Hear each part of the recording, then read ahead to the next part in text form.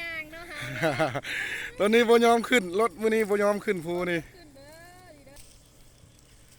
สิได้ย่างแท้ๆบัดนี้นะแมนลองอีกรอบหนึงเนาะอันนี้คือเส้นทางที่เราจะขึ้น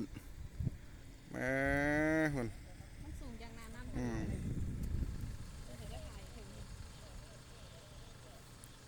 สันสมควรสันบ่สันลาอีกสันแล้วโค้งอีก หักศอกได้นี่เนาะ โค้งหักศอก หักศอกได้นี่มันยังแปลงทางหมดแล้วได้นี่ ทางทีมงานกำลังสิลองอีกจากบาทหนึ่งสิขึ้นบ่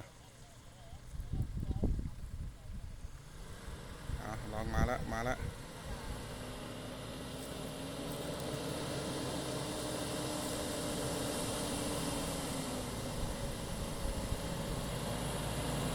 รุ่นน้ำกันรุ่นว่าสิขึ้นบ่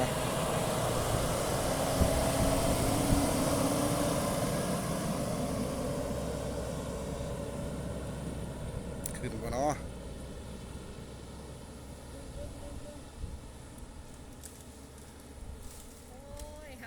ออกกำลังกายแล้วไขมันสิลงหลายโลแล้วนี่นะวันนี้นะ คือว่าขึ้นเนาะ สำเร็จไอ้เพื่อนจะไปขับคันนั้นเลยป่ะไปเอา ได้แล้วไอ้เพื่อนไปขับแล้ว เดี๋ยวออกกำลังกายนิดนึงทีมงานเขาหมูเป็นยังโอ้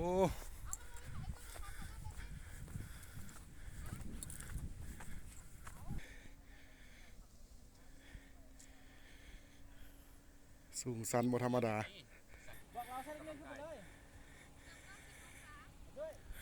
บ่ธรรมดามือนี้เดี๋ยวออกกำลังกายเมื่อกี้โฟบ่เข้าเมื่อกี้โอ้หายใจเลยหายใจปลาโอ้น้ำหนักลุดเลยโอ้90 องศาสูงสันอีหลีเป็นได้เป็นจังไดตุ้ยเคยขับแต่รถย่างขึ้นภูเป็นจังไดชีวิตกับบ่บอกแล้วจะสู้กับรถสู้กับเห็นบ่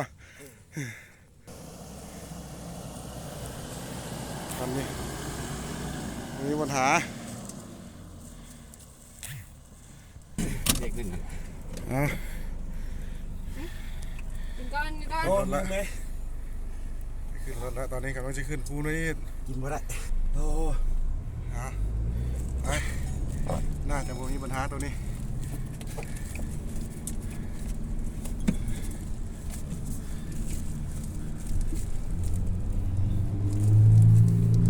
ให้เบิ่งความ เมื่อกี้บินมันบกก๊อก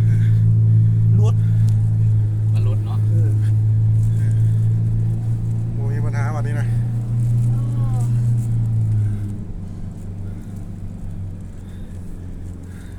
เนี่ยรถบริษัทขึ้นมาฮอดแล้ว